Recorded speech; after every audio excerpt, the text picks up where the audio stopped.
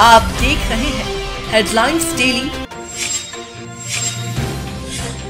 HD news.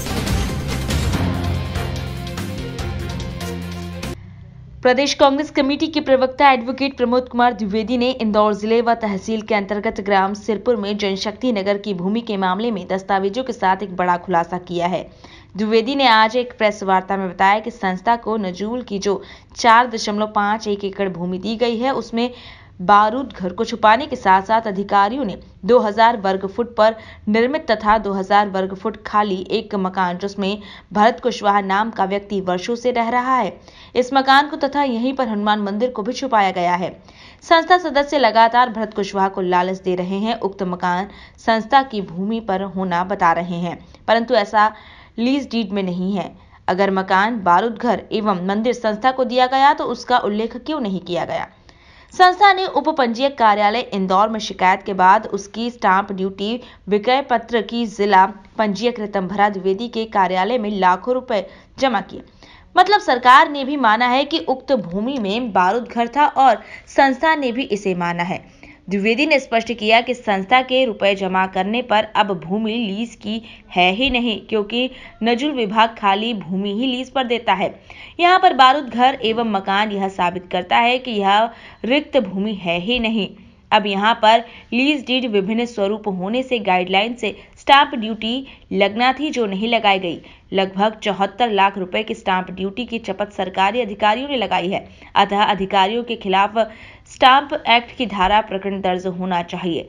Dwivedi ने संस्था के नामांतरण का विरोध करते हुए कहा कि तात्कालिक SDM, नगर ग्राम निवेश अधिकारी, भवन अधिकारी, उपायुक्त एवं कॉलोनी सेल प्रभारी व अन्य के खिलाफ धारा 120B, 420, 467, 468 एवं 471 के तहत कार्रवाई होना चाहिए। माफियाओं को जमीन में गाड़ने की बात करने वाले मुख्यमंत्री को स्वयं अपने माफिया बने अधिकारियों व कर्मचारियों के खिलाफ कार्रवाई करना चाहिए। द्विवेदी ने कहा कि यदि मुख्यमंत्री ऐसा करते हैं तो मैं शहर में स्वागत द्वार लगाकर उनका स्वागत करूंगा।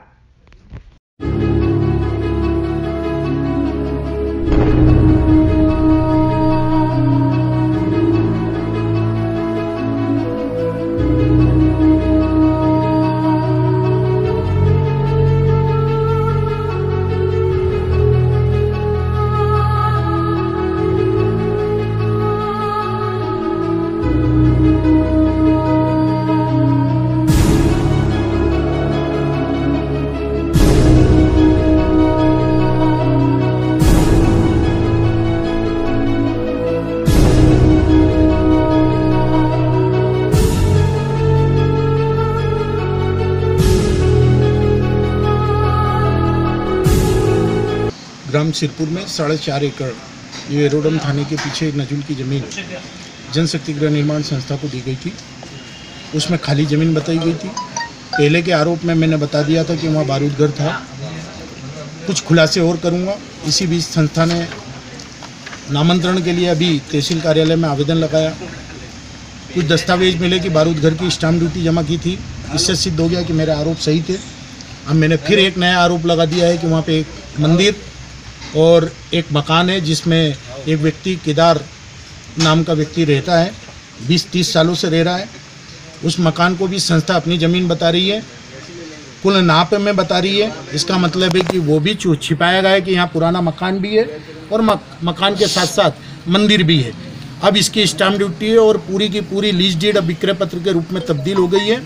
6 लाख रुपए जो संस्था ने जमा किए थे उसने सिद्ध कर दिया कि संस्था विक्रय पत्र के रूप में स्टाम्प ड्यूटी जमा करके अपराध बोध से ग्रसित हो चुकी है। तो मैंने नया कर दिया है रजिस्ट्रेशन एक्ट के अनुसार, स्टाम्प एक्ट के अनुसार, और उस पर 73,89,000 से अधिक की स्टाम्प ड्यूटी वसूल की जाए सरकार के द्वारा। तथा ऐसे अधिकारी जो नामांतरण के इसके प्रयास कर रहे हैं, जिसने पूरी ज़मीन प्लाट के रूप में बेच दी है, अगर वो नामांतरण करते हैं तो अब वो फंसेंगे। अब क्या कोर्ट में जाएंगे क्या? अरे अभी तो बहुत सारे खुलासे हैं, इनको गलतियों पे गलतियां करने दे। 15 दिन 20 दिन तक, मार्च तक ये राजस्व में लगे रहेंगे और मैं इनका राजस्व के अनुसार खेल खेलता रहूँगा। अभी एयरपोर्ट डिपार्टमेंट बाकी है, PWD बाकी है, बहुत सारे डिपार्टमेंट बाकी हैं जिनके खेल हुए हैं। अधिकारी भूमाफियाओं के खिलाफ खेल खेल रहे हैं और अच्छी प्रशासनिक कार्रवाइयाँ भी कुछ चली हैं। मैं अनुरोध करता हूं सरकार के ही प्रशासन तंत्र से कि वो अपने शासकीय अधिकारियों और कर्मचारियों के खेल भी देखें जो माफिया के रूप में खेले जा रहे हैं।